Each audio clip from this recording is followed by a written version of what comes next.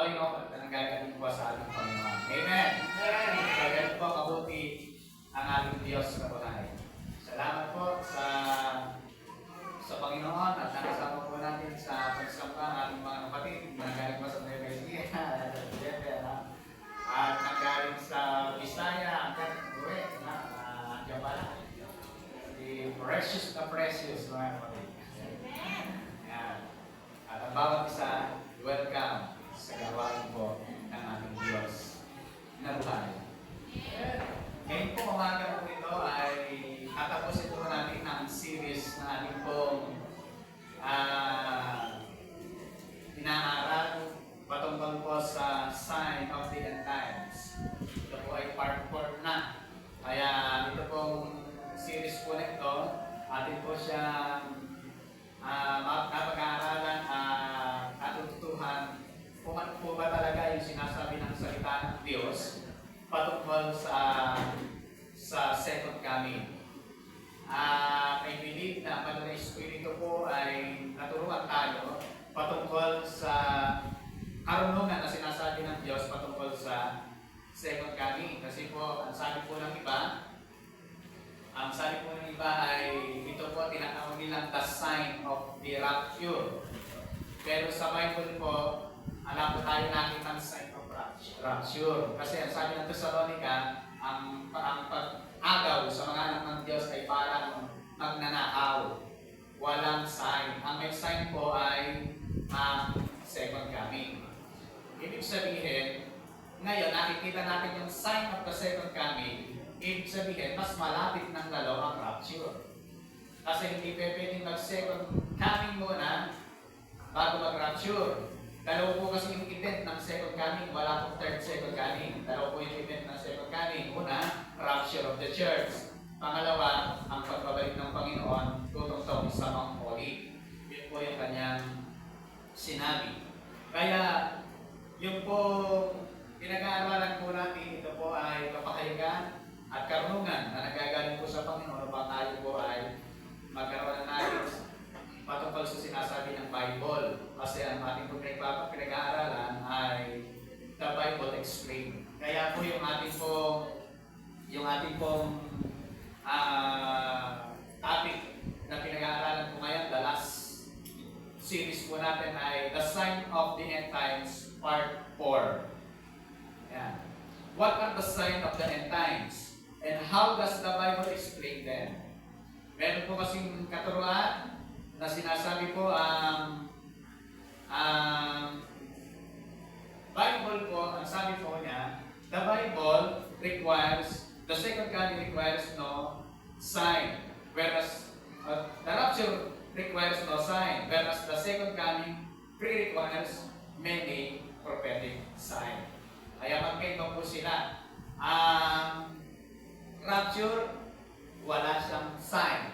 Ang second coming, maraming sign. Tuturo ko po sa inyo, the mother of all sign. Ano po ba yung pinaka-mother ng lahat ng sign na ito? Makikita po natin kung ano yung sinasabi ng salita ng Diyos. Pero ano po yan, nakaraan natin the two extreme. Ano po yung the two extreme? Exaggerate the sign and become presumptuous. Ang ginagawa po ng iba, paparating na, ginagawa nila exaggerate, ganitong oras, ganitong panahon, darating ang Panginoon. Ilalagay parang date ang pagdating ng Panginoon. At pinapangasan ng iba yung pagbibigay ng date sa pagdating ng Panginoon. Pero ang sabi ng Bible, walang nakakaalam. Ano ba? Yung pangalawang extreme. Ignore the sign and become neglectful. Nakikita naman yung sign, pero sabi niyo, wala yan. Talagang hindi na lang ang panahon ngayon. Talagang ang mundo ay hulyante na. Kasi matanda na. So, yan ang sinasabi naman ng iba, ninineglect na lang yung mga nangyayari na sa panahon po natin ngayon. Pero makita po natin sa salita ng Diyos, ano ba talaga yung sinasabi ng Panginoon. Nandito pala ito, ayaw magpakita sa akin. Okay. Una, pinag-aral po natin ang nakaraan, what are the signs of the end time? Spiritual deceit is getting worse. Pinag-aralan na po natin yan. Sa pagdating ng last day, ng muling kapanahonan ng end times, spiritual deceit is getting worse. Palala ng palala. Maraming mga nagtuturo ngayon patungkol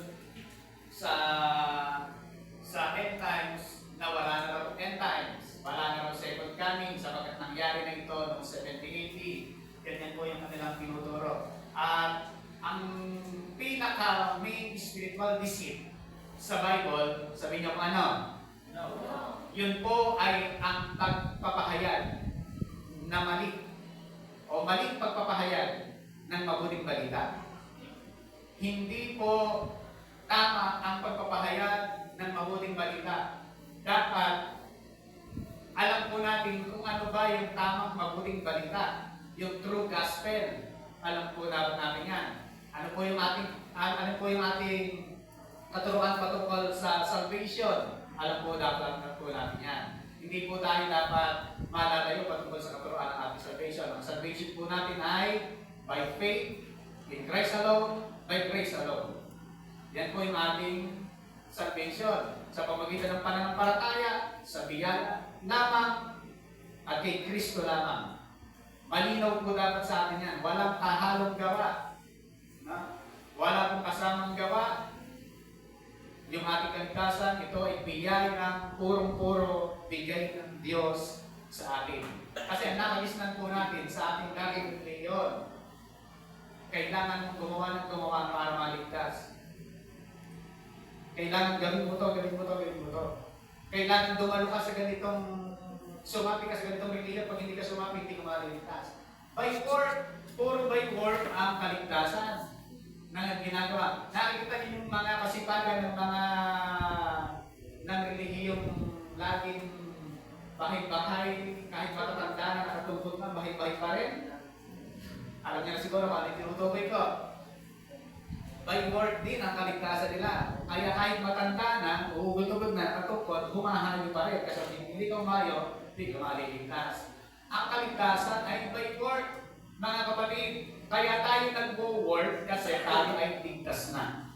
Amen. Kaya tayo nagtatrabaho kasi ligtas na tayo. Lagi ko sinasabi, bakit mayroong bunga? Kasi may ugat. Ano ang nauna? Ugat o bunga? Ugat. Ibig sabihin, nauna ang kaligtasan bago nagkaroon ng paggawa. Yan yung ating pinaniniwalaan. Ang konteksto ng Santiago na sinasabi ng Santiago 2:17, without faith without work is dead. Yung pananampalatayang paggawa ay baog or patay. Ang context po nun ay konteksto para sa mga Kristiyano. Ang kausap po ni Santiago ay mga Kristiyano na. Mga Kristiyano na. Kaya kung ikaw ay totoong Kristiyano na, kailangan meron kang gawa. Hindi ka gumagawa para ikaw ay maligtas. Comprende? Amen, mga kapatid. Yan ang sinasabi ng salita ng Diyos. Spiritual deceit is getting worse. Kaya kailangan alam po natin kung ano yung tamang gospel. Tinuro na po natin nung nakaraan, 2 beses ko pa pong pinapayawan kung ano yung tamang gospel na tinuturo po natin. Yan yung ating pinananampalatayahan. Pangalawa po, ang sabi po ni Thomas Jefferson, ng kapitbahay natin, sabi po ni Thomas Jefferson, in matter of style, swim with the current. In matter of principle, stand like a rock. Hindi dapat tayo pabago-bago. Kung ano, halimbawa, kung ano yung sa mga pag-style lang pinag-usapan, okay lang. Pero pagka mga principles na, ay manindigan ka. Amen? Kapag ang kaligtasan mo na, pagka main doctrine, kasi po ang main doctrine tinuturo ay kaligtasan. Kapag ka main doctrine ang usapan, kailangan manindigan ka kung ano talaga yung tama. Hindi yung nakarinig lang tayo ng katuruan sa internet, sa Facebook, sa kung ano, maniniwala na tayo agad. Kailangan alam po natin mandigan kung ano ang principles ng salita ng Diyos. Yan ang sinasabi dito ang Thomas Jefferson. Okay, spiritual deceit is getting worse. Pangalawa, Middle Eastern war are escalating. Yan po, yung magkakaroon ng mga na. Pangatlo, worldwide warming is increasing. Climate change is deteriorating. And number 5, global economic control is underway. Alam niyo po mga kapatid, sa panahon po natin ngayon, umorder ka sa internet, kahit isang bansa, darating sa'yo. Bakit? Ano po ang tawag dyan? Global economic. Nagkakaroon po ng global economic control. Ang pilihan na lang po online. Tingnan nyo. Dahil wala kang magawa sa bahay, abot ang dating ng parcel sa'yo. Kasi ang pilihan na lang online. Yan po control. Yan po ay preparation po yan, hindi po natin alam. Preparation po na ginagawa po yan sa panahon po natin ngayon. Yan po ay entablado na gagamitin ng kaaway para sa mga darating na panahon. Yan po yun. Kaya meron pong global economic control. Ang mga cellphone po natin, tingnan nyo, lahat ng apps nandyan, pwede natin i-download.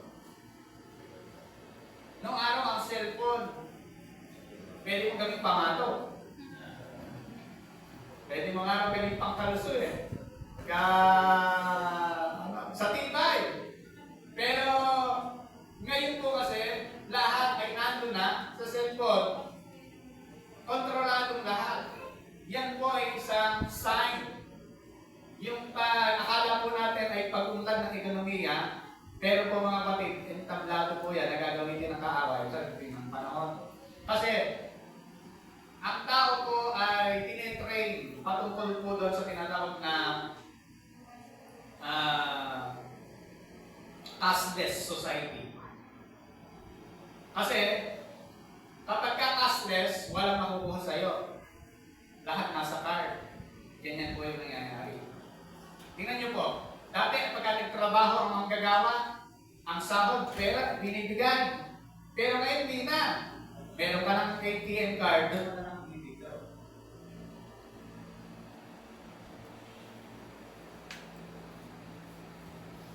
Ganun ang nangyayari ngayon. Ang sahod, pagka sasahod ka, ay pera. Pero ngayon, ATM na agad. ATM to ATM. So, ganyan po yung nangyayari. Yan po ay global economic control. Yan po yung nangyayari sa panahon po natin ngayon. Kasi paghahanda po yan para sa tinatawag na cashless society. Ano po? Ganyan yung nangyayari po sa panahon po ngayon. Kaya darating yung panahon para hindi kasi makukuha, hindi kasi mananako yun eh. Pagka naka-bangko na, hindi na po siya makukuha kasi may code po yan. Kaya darating po yung panahon, ano nang gagawin? Yung tao pa ang magsasabi na, pwede bang ilagay mo na lang sa kamay ko yan? Okay, nabilisan ko. Kasi ayon sa pag-aaral, ang pinaka-safe na paglagay ng chip ay sa noo kaya sa kamay. Tao na mismo ang magsasabi po yan. Lagay mo na lang sa kamay ko para hindi na nawawala. Para pag tumugod ka sa di, bumili ka, yun po ay paghahanda po sa panahon po natin ngayon. Pero sa, ano po ba yung sinasabi ng salita ng Diyos? Tingnan po muna natin ito. Sabi ng Revelation 13:16 and 17, He also forced everyone, small and great, rich and poor, free and slave, to receive a mark on his right hand or on his forehead. Lahat ay pinipilit na malagyan. Kahit na ikay mayaman, mahirap ka, na tumanggap ng tatak sa kanyang kamay o sa kanyang noo. Yan po yung sinasabi. Ako, saan pa? So that no one could buy or sell unless he had the mark, which is the name of the beast or the number of his name. Ganyan po yung mangyayari sa mga susunod na panahon. Ang pagka po unti-unti nang hinahanda ng Antichrist ang entablado ng kanyang gagawing event, ganyan po yung nangyayari, piniprepare ang tao patungkol sa darating na panahon na ito. Kaya yung pong mga darating pa na panahon ay mas worse kaysa sa nangyayari sa ngayon. Yan po ang mangyayari. Kaya mga kapatid, ito po ay sinasabi po na salita ng Diyos. Kasi hindi ka pwedeng magbenta, hindi ka pwedeng bumili kung wala kang tatak. Kaya pinipilit na ini-insist po yung tatak ko na yan. Sabi niya, so that no one can buy or sell. Hindi ka pwede. Kaya sabi ng 18, this call for wisdom. If anyone has insight, let him calculate the number of the beast, for its man's number. His number is 666. Ito pong mga bagay na ito, kaya kailangan natin ito sa Bible, kailangan natin magkaroon ng wisdom patungkol dito. Mga bagay po na yan. Sa panahon po ngayon, ay hindi pa naman ganon. Wala pa pong nangyayaring tatakan. Kaya huwag po kasi bakit po wala pang nangyayaring tatakan? Eh, nandiyan ka pa eh. Nandito pa tayo. Kukunin mo na tayo ni Lord. Pagdating po ng panahon na yun. Bago dumating yung panahon na yun, kukunin mo na tayo ng Panginoon. I believe na bago mangyari yan, ra-rapture mo na ng Diyos ang kanyang mga anak. Kaya tingnan yung kataling mo, talaga bang mara-rapture ka? Napakahalaga po yan, ha? Kaya napakahalaga ng ating sarili, yung ating mga buhay, ay talagang handa tayo na pa-rapture. Handa tayo dyan. Ano po mga kapatid? Kasi baka mamaya, pinag-aaralan natin dito, eh, hindi ka pala mara-rapture. Ayan, hindi, mamimili ka ngayon. Sa pitang kang tatatakan, kung ayaw ka naman magpatatat, ala ka rin mamimili. Hindi ka rin pwedeng magbenta. Yan po, ang tawag ko dyan, darating ko pa ng global economic control is underway. Ganyan po yung nangyayari sa susunod na mga panahon. Magkakaroon lang po tayo ng wisdom, magkakaroon po tayo ng karunungan, patungkol sa hinahandang ng tablado ng kaaway. Ano pa? Nuclear weapon are now ready. Ito yung isang bagay na sinasabi ng salita ng Diyos. Meron na pong mga nuclear weapon, pero tingnan kung muna sabi ng salita ng Diyos. The first angel sounded his trumpet, and there came hail and fire mixed with blood, and it was hurled down on the earth. A third of the earth was burned up, and a third of the trees were burned up, and all the green grass was burned up. Ano po yung nakita nitong si John? Nung sinusulat niya po itong Revelation, tingnan niya. The second angel sounded his trumpet, and something like Hud's mountain, all blazed, was thrown into the sea. Nung po sinusulat niya itong Revelation, nakita niya merong something like, katulad ng Hud's mountain, malaking bundok na nagliliyap, na napunta sa dagat. Hindi naman niya alam kung ano yan eh. Parang sa kanyang nakikita lang, sa kanyang pakiwari, kung ano ba itong parang bundok na malaki na apoy na napunta sa dagat, yan.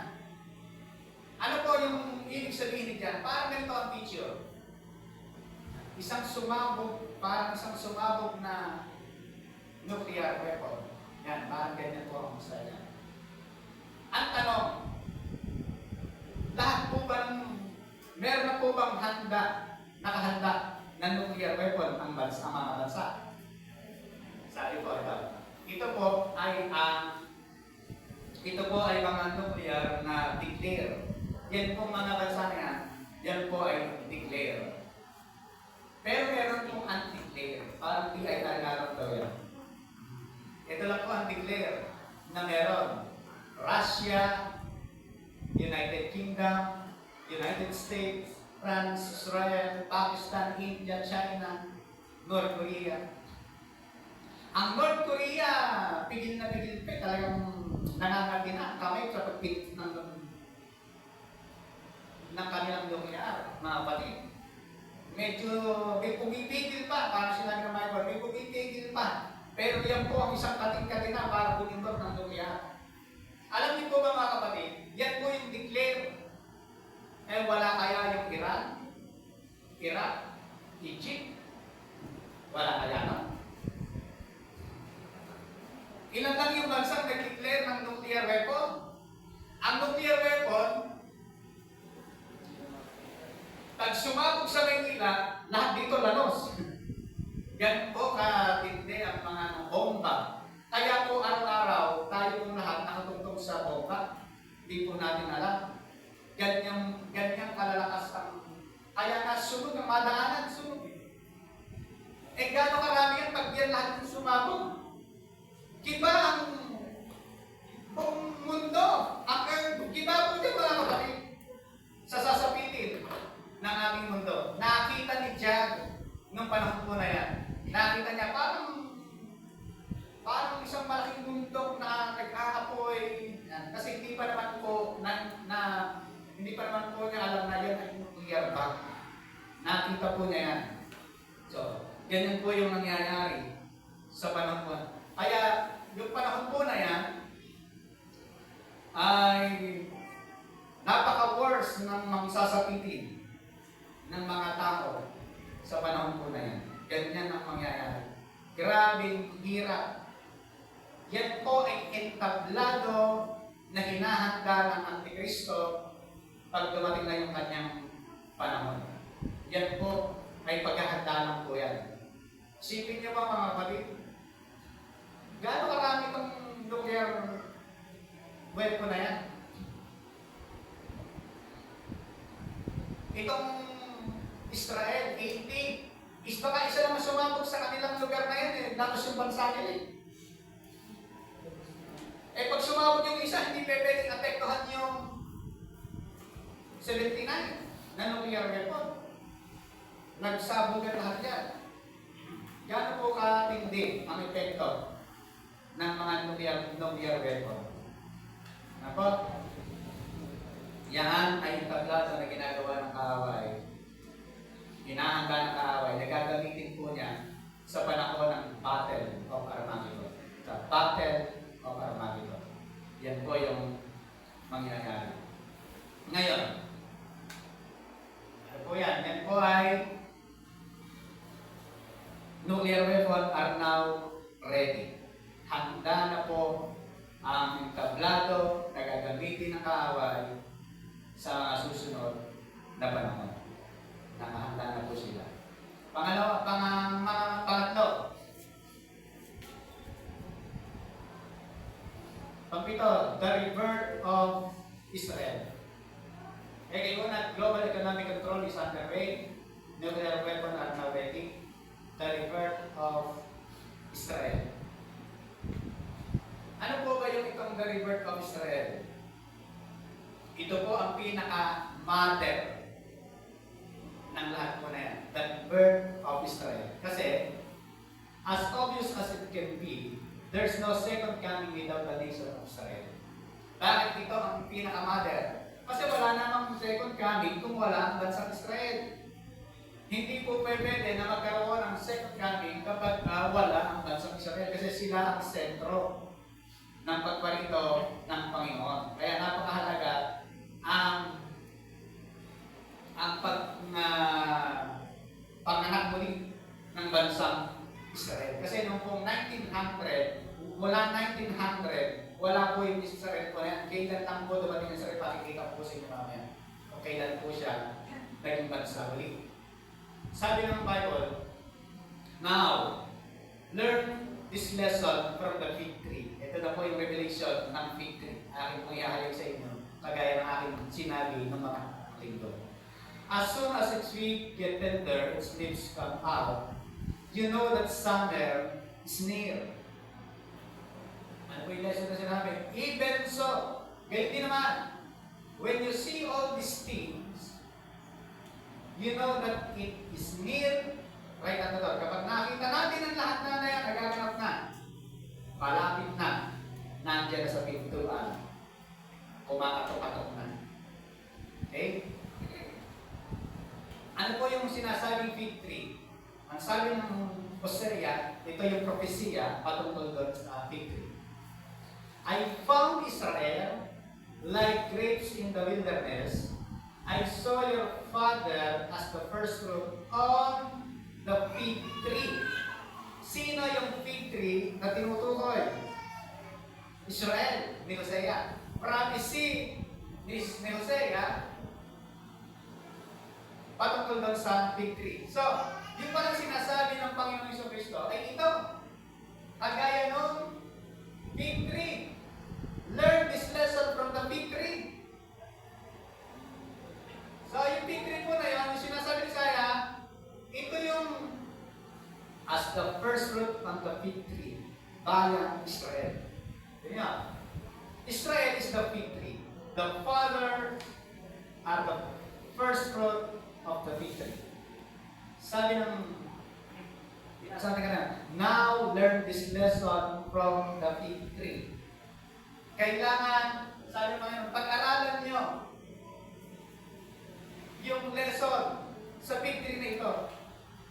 Sa bansang Israel, ano po yung sinasabi ng Panginoon?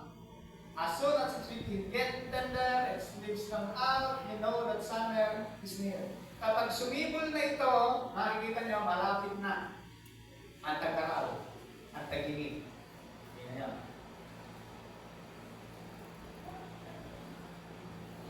Even so, when you see all these things, you know that it's near right at the door.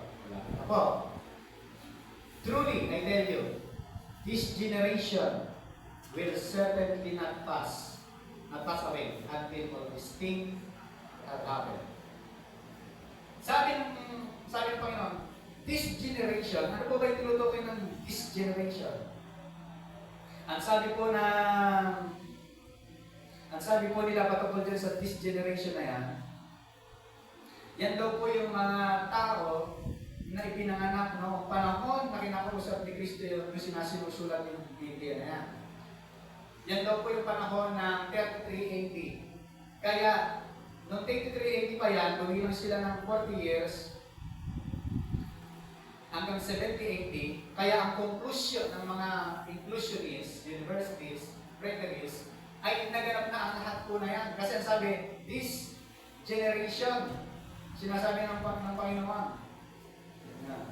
Truly, I tell you, this generation will certainly not pass away until this thing happens. Yun daw, this generation, na yung henerasyon ito, hindi mawawala kahit hindi nangyayari lahat. Yun daw po yung henerasyon ng panahon po na yun. Pero alam niyo po mga kapatid, ang sinasabi ng Panginoon na this generation, yung this generation na sinasabi po na yan yung bansang Israel. Hindi mawawala hanggat hindi mangyayari ang lahat. Yan po ang sinasabi ng Panginoon. The rebirth of Israel.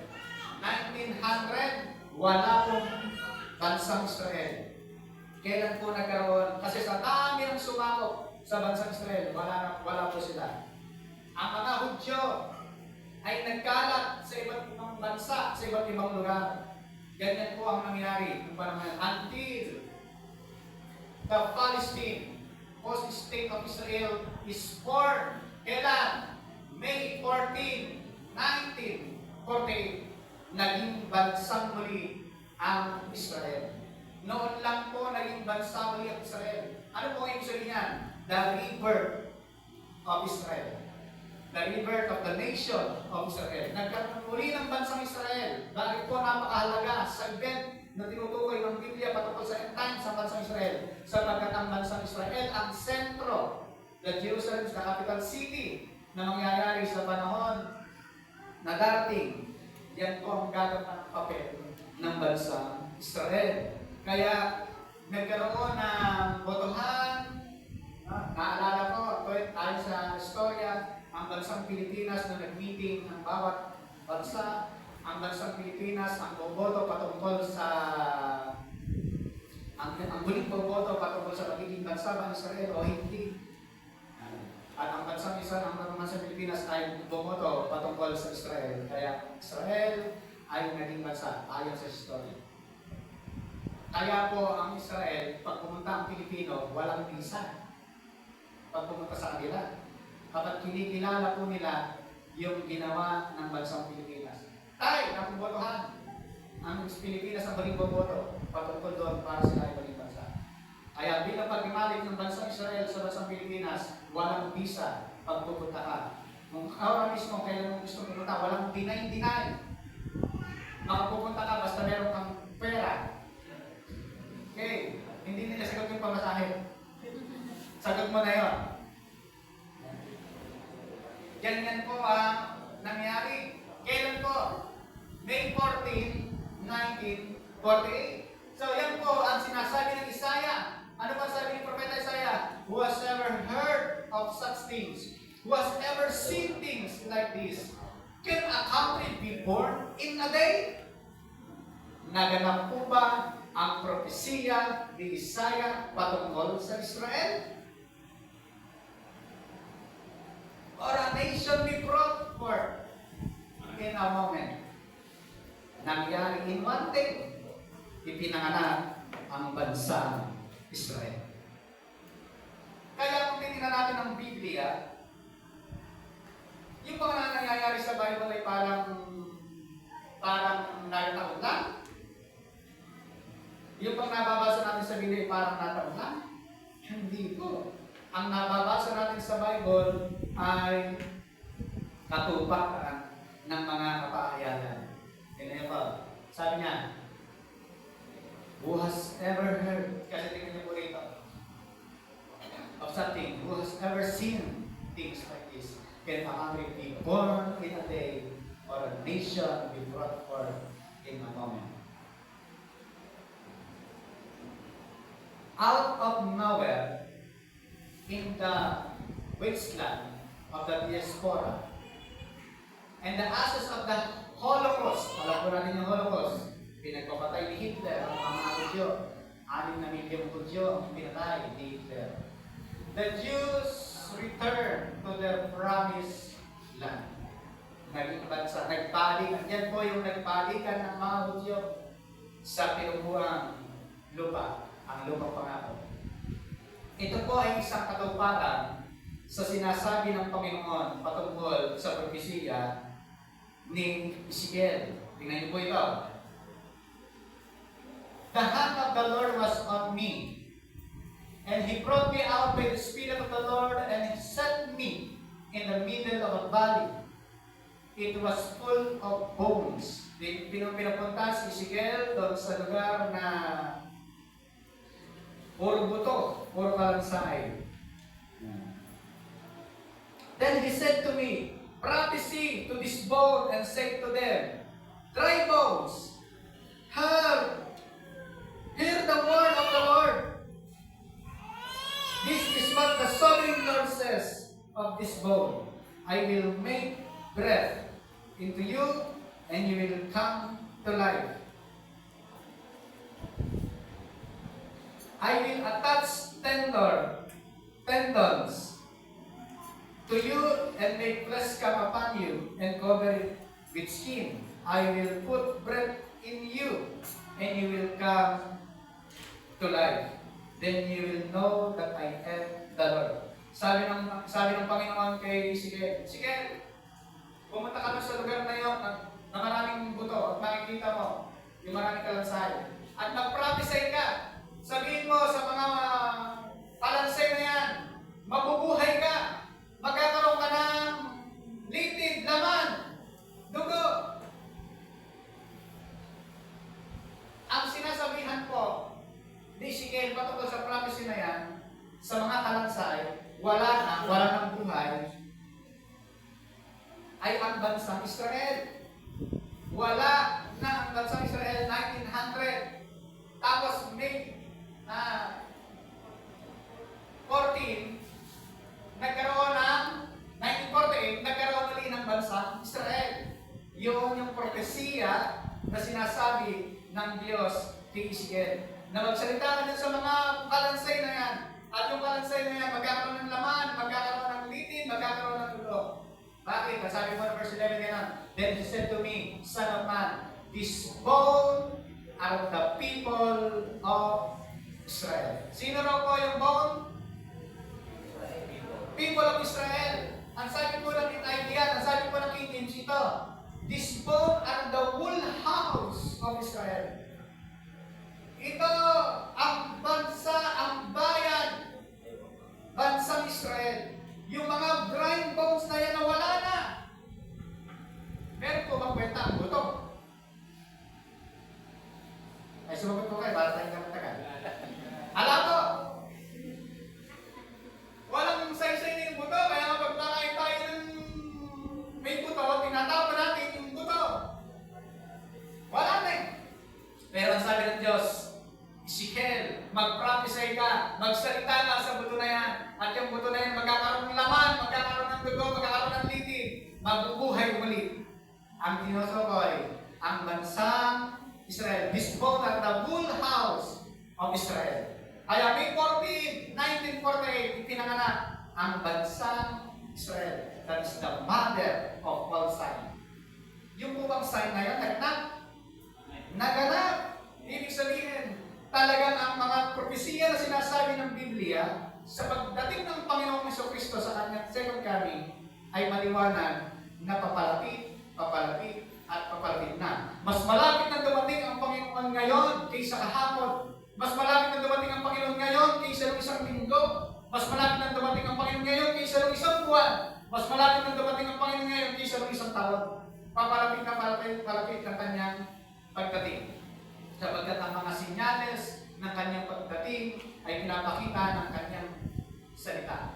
Therefore, promise ye and say to them, thus says the Lord God, behold, O my people, I will open your grave and cause you to come up from your graves and bring you into the land of Israel.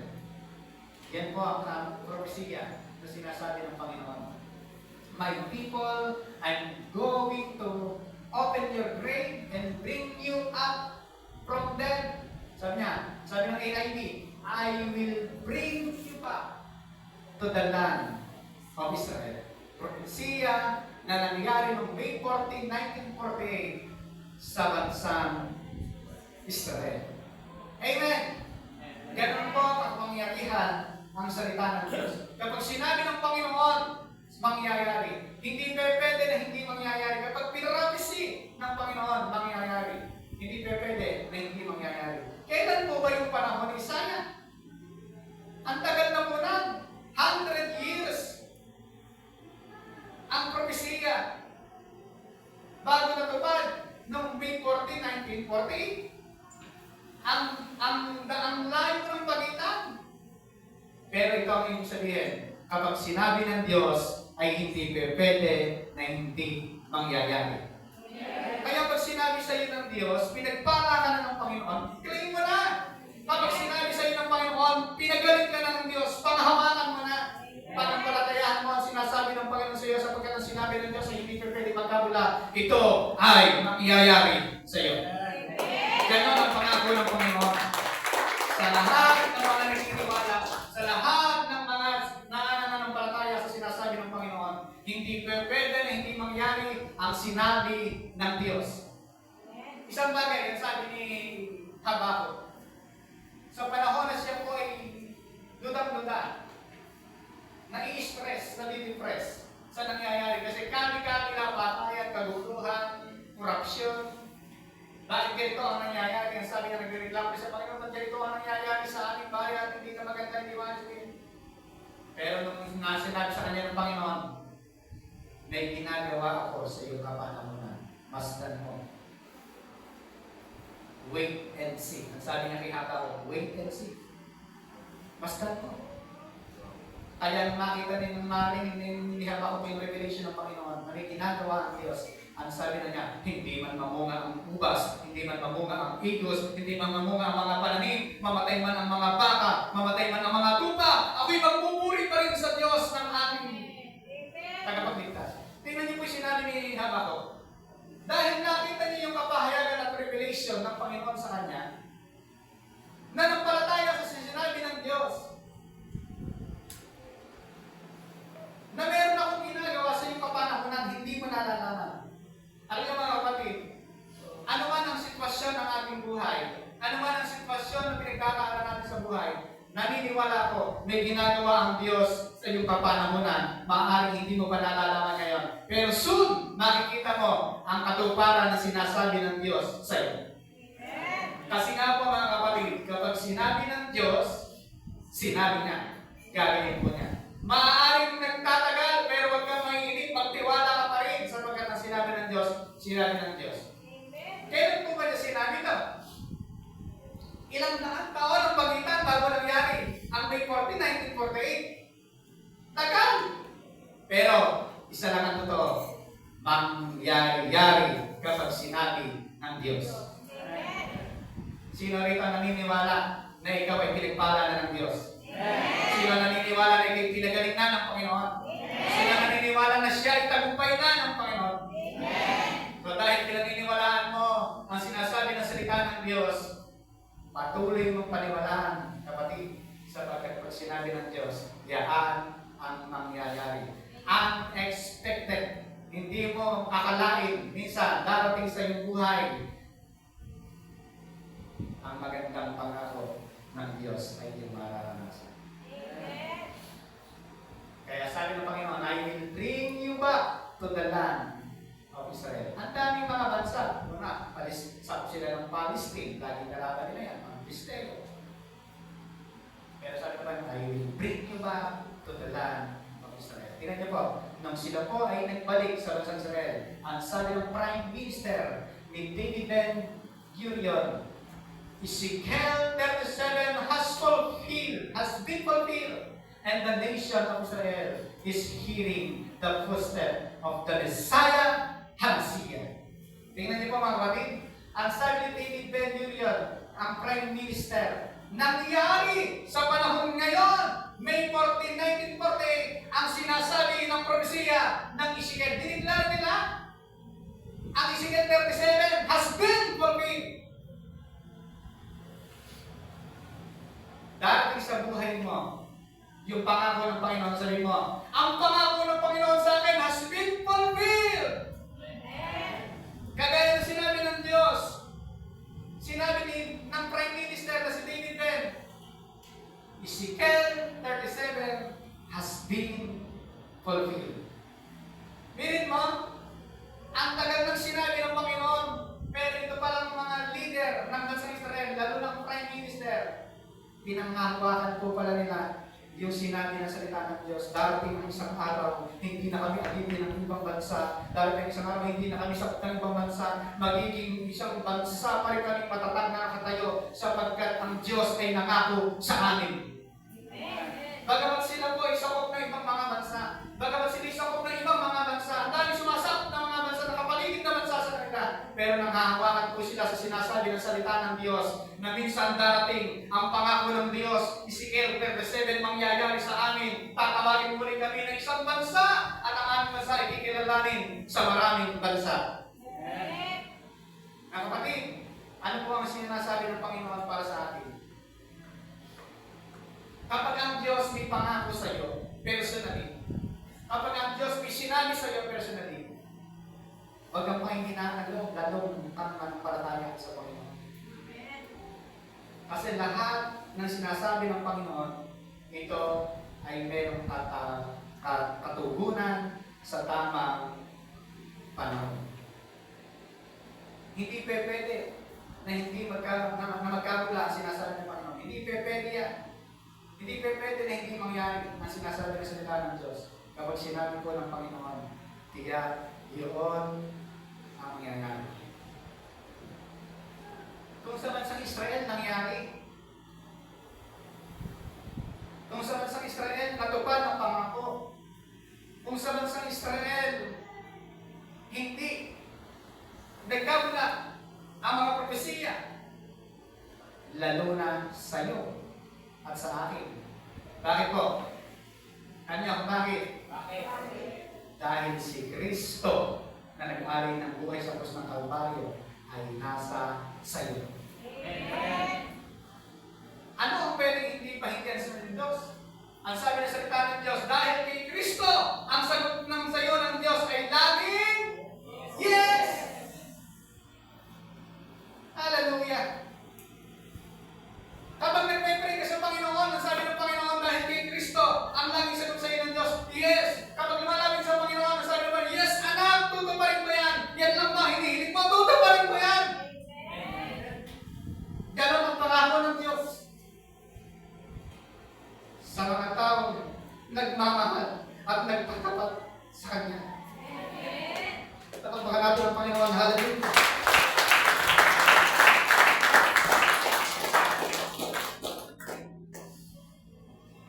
Yung ating mga magulang dito sa lupa, kapag nangako sa atin, gusto lang ito pa rin.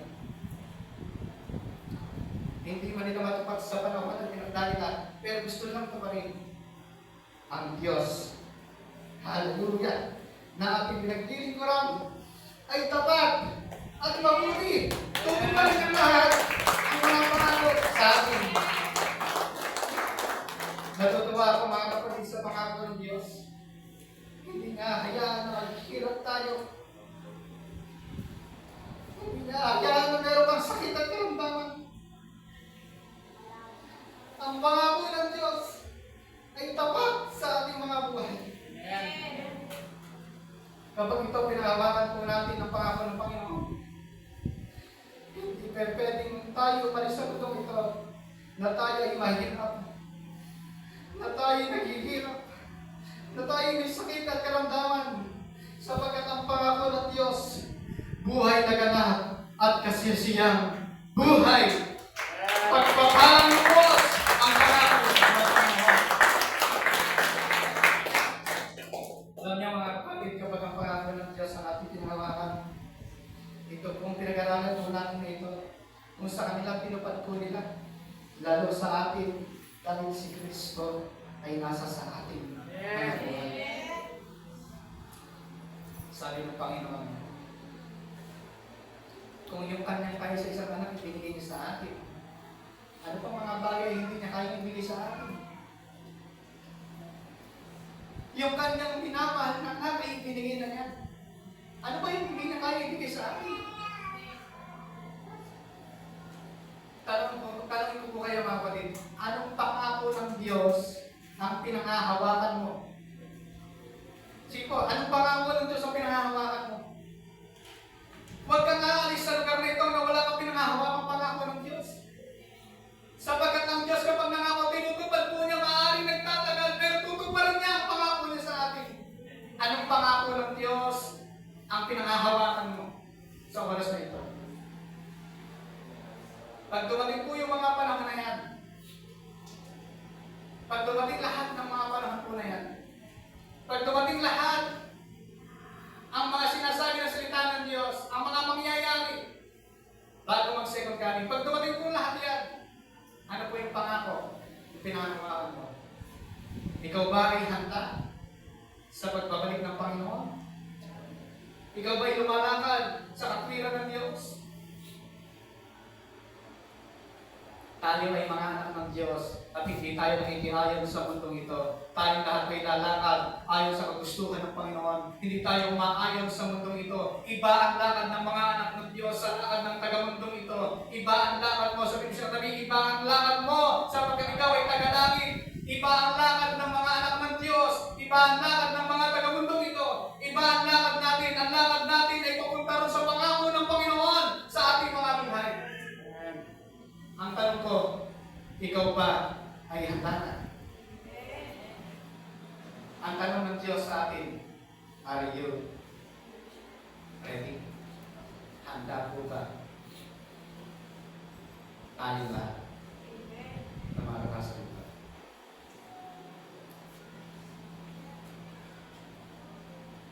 Kung darating ang panahon ng lahat po na yan, mula po ng series hanggang ngayon, na pinag-aralan po natin The Sign of the End Times. Kung darating po lahat yan at maniniwala tayo ng salita po ng Diyos ay hindi lilipas. Ano po ang ating kailangan gawin? Alam niyo po mga kapatid, meron tayong bagay na kailangan gawin. Hanggat hindi pa po dumarating yung panahon po na yan. Hindi tayo Kristiyano pa isi-isi.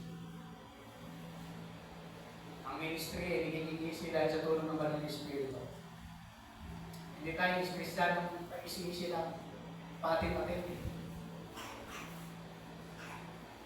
Tayo ay Kristiyano na naman ito sa mundo, ligtas ng Panginoon sa isang layunin, isang hikayin, isang pangitangin. Ano po yung pangitangin? Go and make disciples. Sino rito yung meron pang mahal sa buhay na hindi pa nakakakilala sa Panginoon? Meron po tayo. Kami po meron pa. Trabaho po natin sila. Iduhod natin sa Diyos. Ipanalangin po natin sa Panginoon. Yung mga mahal natin sa buhay na hindi pa nakakakilala sa Panginoon. Yan po ang trabaho po natin. Alam niyo mga kapatid, bakit po i-share po natin ito. Hindi lang po tayo magtatapos sa natutuhan po natin yung 10 times. Hindi lang po tayo magtatapos doon. Ang magtatapos tayo, ano ang gagawin natin hanggat hindi pa dumadating ito? Sa pagpag dumating yung panahon po na yun, mahirap na. Kaya hanggat hindi pa dumarating, ilihod natin, share natin ang mabuting balita ng Panginoon ng mga tao. Ang mga mahal natin sa buhay. Yan yung isang bagay na kailangan po natin gawin sa kanila. Maaaring kami sa akin, paano mag-share? Hindi ko alam kung paano mag-share. Alam ko ba mga kapatid, kaya hindi ka pumuputok. Wala kasing bala. Pero kung meron kang bala, alam mo kung paano iputok. Ano ang ibig na sabihin? Kaya minsan natatakot tayo mag-share kasi hindi naman natin alam kung ano i-share natin. Pastor, hindi ko alam kung paano mag-share. Anong i-share ko?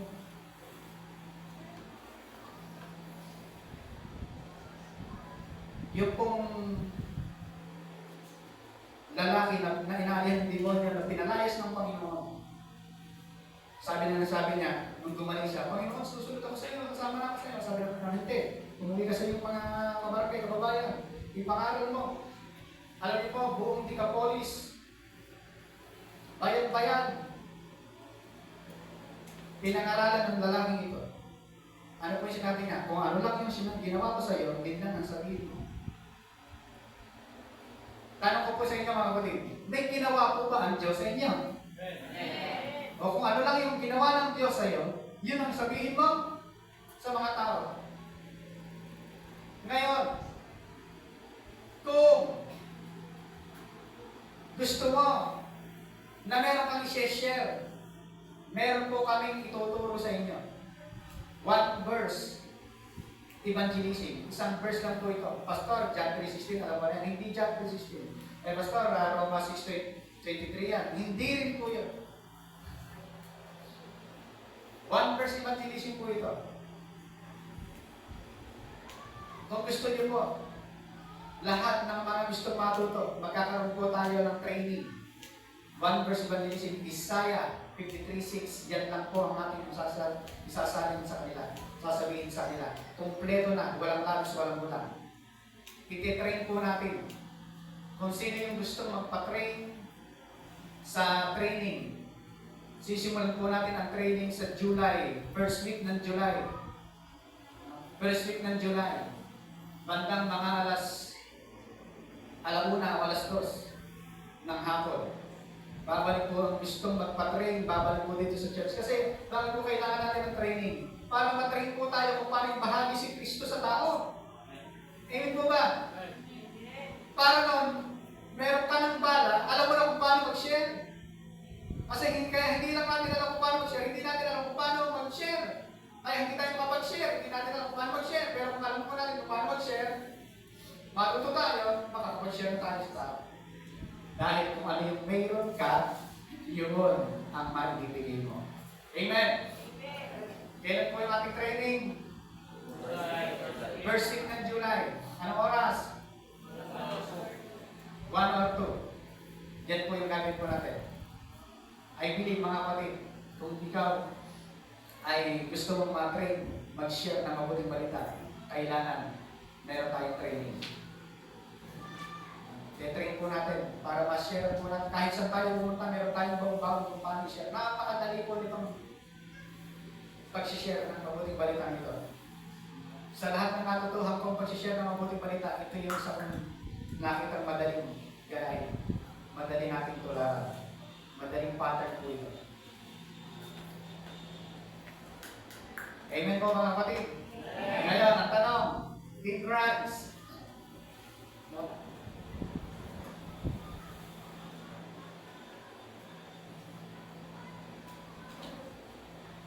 In Christ, I am always ready for His return. Sabihin natin, in Christ, I am always ready for His return. Sabay-sabay. In Christ, I am always ready for His return. Tayo po bang lahat ay ready sa pagbabalik ni Kristo? Amen! Dahil tayong lahat ay ready sa pagbabalik ng Panginoon sa Kristo, tumayo po tayo.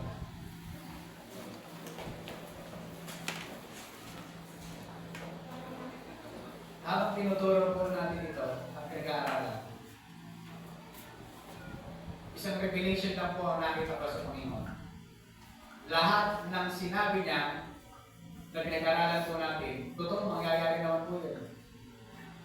Mangyayari po yun kasi sinabi ng Panginoon. Pero tinatanong pa ng Diyos sa oras na ito. Anong pangako ng Diyos ang pinahawakan mo sa buhay mo na alam mong gagawin ng Diyos sa'yo? Huwag na po sagutin. Ang mahalaga, meron ka sa puso mo na alam mong sinabi ng Diyos sa'yo. Dahil sinabi mo ng Diyos sa'yo yan, naniniwala ako, tutuparin ng Panginoon. Aming Ama, marami pong salamat sa iyong mga salita. Napakabuti po ninyo. Ikaw ay Diyos na tapat sa iyong mga pangako. Napakapalad po namin sa panahon ngayon sapagkat masaksihan po namin, nakita namin sa history ang iyong mga pangako, propesiya na naganap patungkol sa bansang Israel. At marami pa kami makikita at masasaksihan ng mga bagay na sinasabi ng iyong mga salita. Isa lang po ang aming natututuhan. Iyon ay ang bagay na pagka sinabi mo, tunay na mangyayari sa amin. Ama, maraming salamat sapagkat kahit kami ay nagkukulang sa iyo, kailanman hindi ka nagkulang sa amin. Kahit minsan hindi kami nagiging tapat sa iyo, pero lagi ka pa rin tapat sa amin. Amang Diyos, gawin mo kaming kasangkapan sa mundong ito upang ipahagi ang pag-ibig mo sa mga tao upang sila man ay magkaroon ng kaligtasan at ang mga pangako mo ay kanalaring maranasan. Hayaan mo, Ama, na kaming lahat dito sa iglesia ito, sa lugar ng Bumulong Malaki ay patrain sa paghahayag ng iyong mga salita upang aming pamahagi ang iyong salita. Kami ay iyong mga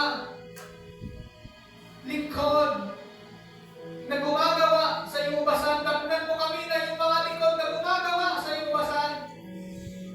Dagnan mo kami na iyong mga lingkod na naglilingkod ng tapat. Ihinahayag namin ang mabuting balita ng Panginoong Jesucristo. Dagnan niyo po kami, aming Ama, na masigasig, matapat, mainit, maalam, na naglilingkod sa iyo. Huwag niyo po hayaan na maglarig ang aming mga puso at mapabayaan namin ang bawat gawain na iyong binibigay sa amin. Apuyan mo, aming Ama, ang aming mga puso upang magawa po namin ang iyong nais at kalooban. Habang hindi ka pa dumarating, tulungan mo na kaming mga anak mo ay maging kasangkapan upang marami pang taong maligtas. Marami pa mga taong maabot ng mabuting balita ng kaligtasan ni Kristo. May padama ang pag-ibig mo sa mga tao. Hindi kami mag-focus sa mundong ito na ang mundong ito lilipas, mamamala. Isang araw, ang yaman ng mundong ito ay nirahong lahat. Hayaan mo na mag-focus po kami, aming Ama, sa bagay na pinagagawa mo sa amin. Hayaan mo, Ama, nadatnan mo ang iglesyang ito ng masighasig at maalam na gumagawa, naglilingkod sa iyong kaharian.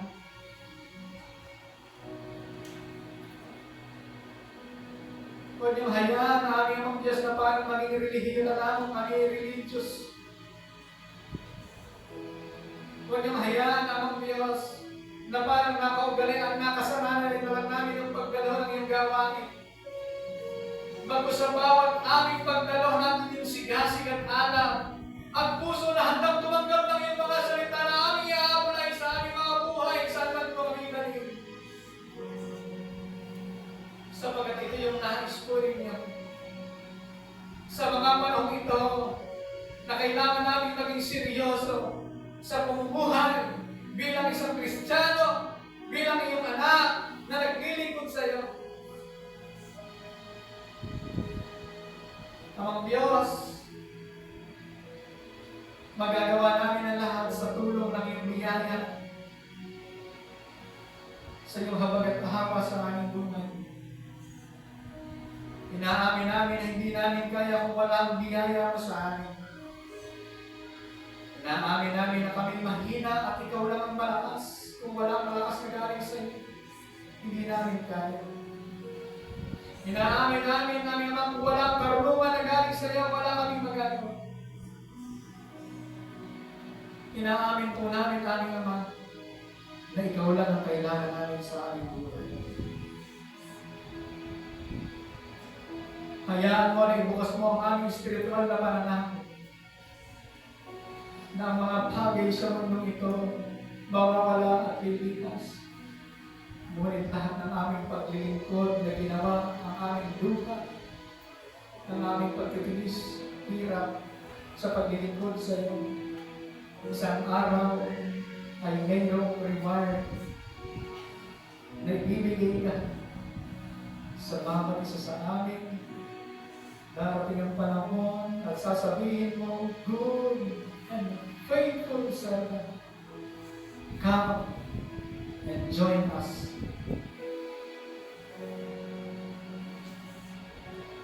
Isang araw sasabihin sa iyo ng Panginoon, halika, makihati ka sa aking kagalakan, magsaya ka, sapagkat ikaw ay naging tapat sa paglilingkod. Kahit nahihirapan ka, umuulan, umaharap, naglilingkod ka, hindi nasasayang ang lahat ng iyong ginagawa. Hindi nasasayang ang iyong ginagawa sa Panginoon. Hindi nasasayang ang pagbibigay mo sa gawain ng Diyos. Nakikita ng Panginoon na lahat ng ginagawa natin hindi stereo. Pagdating ng panahon, ang sabi ng Panginoon, naririto ako, dala ko ang bawat gantimpala sa bawat isa sa inyong lahat.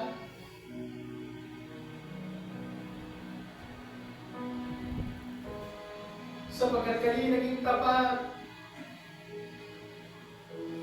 namuhay ng may katapatan at paglilingkod sa Panginoon.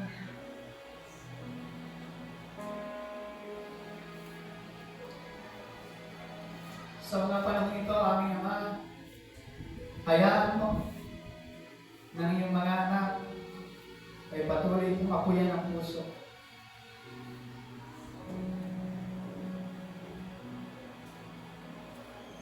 Sa paglilingkod namin sa iyo.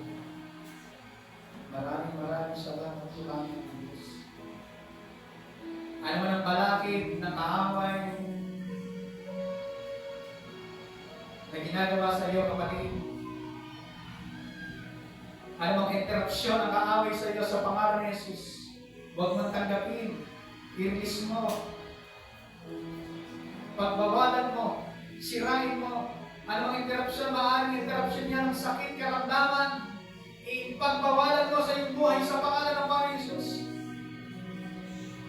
Huwag mong yakapin yan, palayasin mo sa pangalan ng Panginoon Kristo. You have the authority in the mighty name of Jesus. Huwag mong tanggapin ang interruption ng kaaway sa pangalan ni Jesus. Sa pangalan ni Jesus. Ikaw ay pinagalingan ng Diyos. Ikaw ay pinagpala ng Diyos. Tayong lahat ay mga anak ng Diyos na tumanggap na mag-abot na kaloob, pagpapala, buhay, kagalingan. Tayong lahat ay maglilingkod sa Diyos ng masigla, malakas,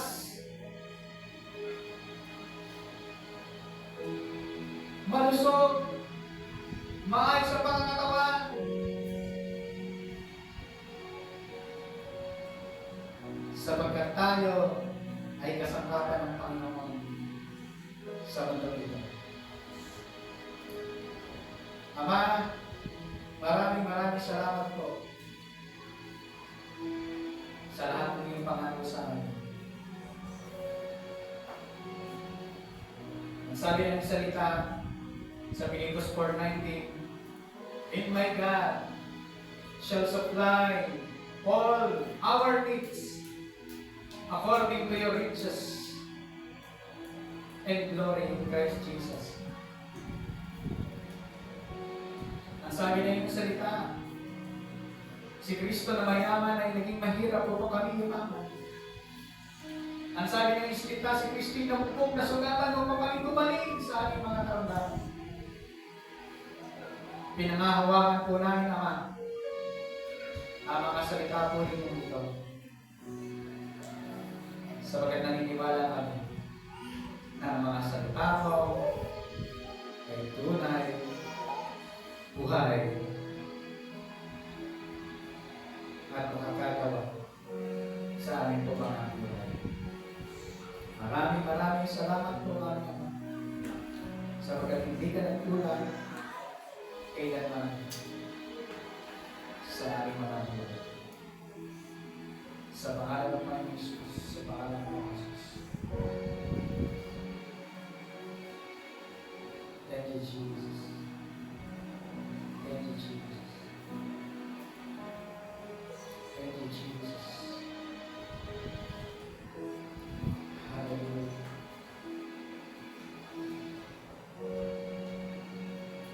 Praise you, praise you.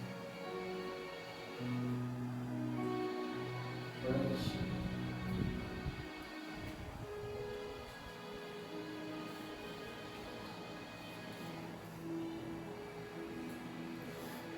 Hallelujah. Nagkakakitan po natin ang Panginoon.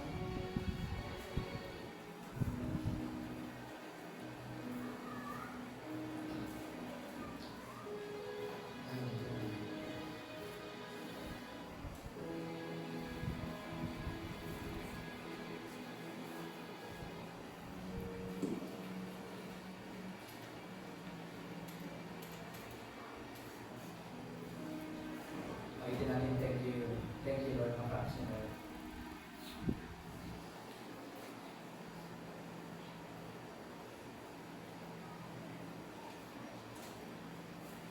pasalamatan po natin ang ating Panginoon Diyos.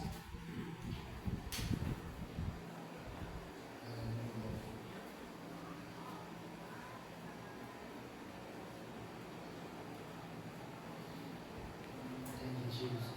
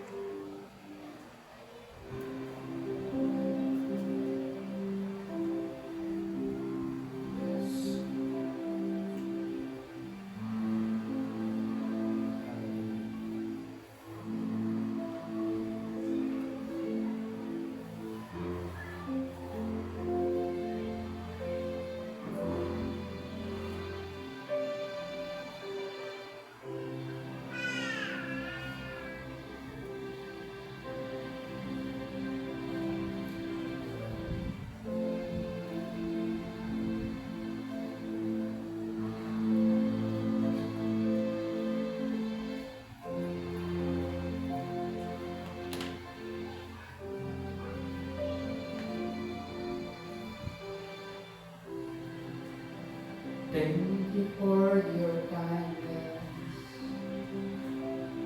Thank you for your mercy.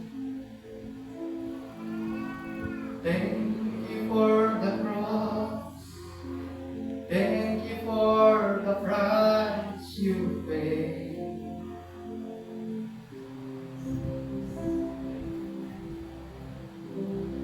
Thank you for salvation. Thank you for unending grace. Thank you for your hope. Thank you for this life you gave.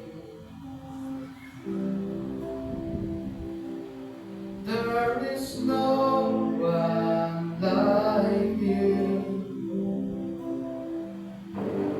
There is no one like you, God.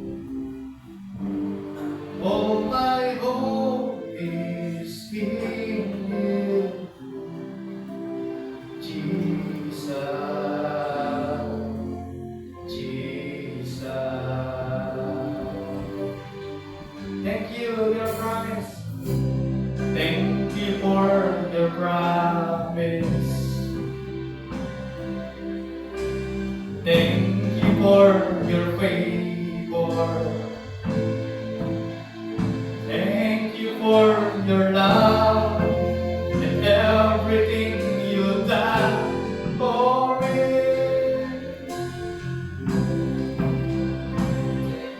Oh, there is no one like you. There is no one like you, God. All my hope is in you, Jesus, Jesus, Jesus, Jesus.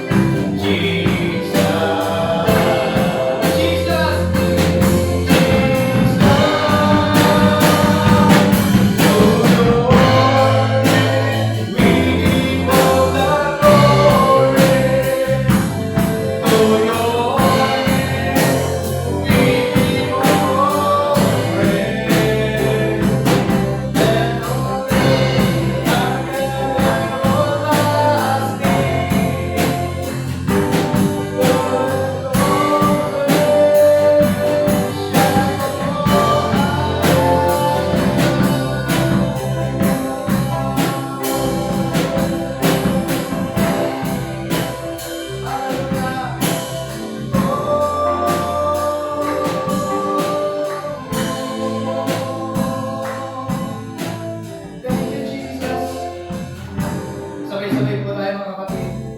Thank you for your kindness. Thank you for your mercy. Thank you for your mercy. Thank you for the cross. Thank you for the cross. Thank you for the price you paid.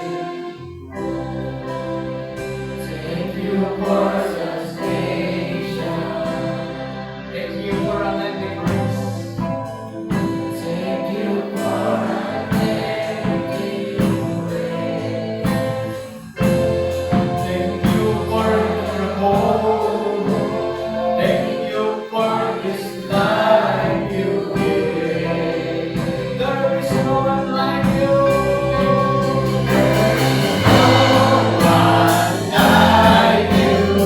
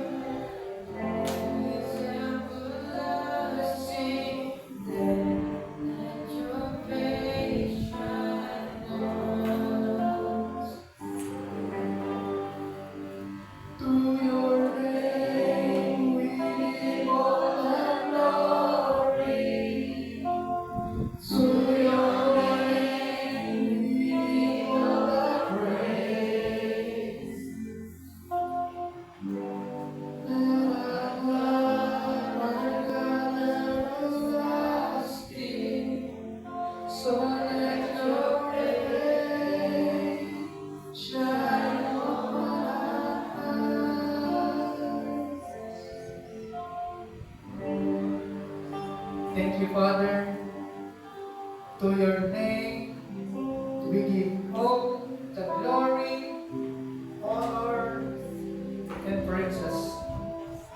Sa iyo lahat namin binibigay ang pagpupuri at pagsamba. Ikaw ay karapat-dapat. Maraming salamat, aming Ama, sa lahat ng iyong ginawa para sa amin. Thank you for kindness, your mercy. Thank you for the cross. And thank you for the price you paid. Thank you for salvation. Thank you for your unending grace. Thank you for your hope. Thank you for your promise. Thank you for your faithfulness. Sa lahat ng ginawa mo sa aming mga buhay, maraming salamat po aming Ama. Sa lahat namin binibigay ng papuri, pagsamba, at pasasalamat sa pangalan ng Panginoon Jesus. And everybody say, Amen. Amen.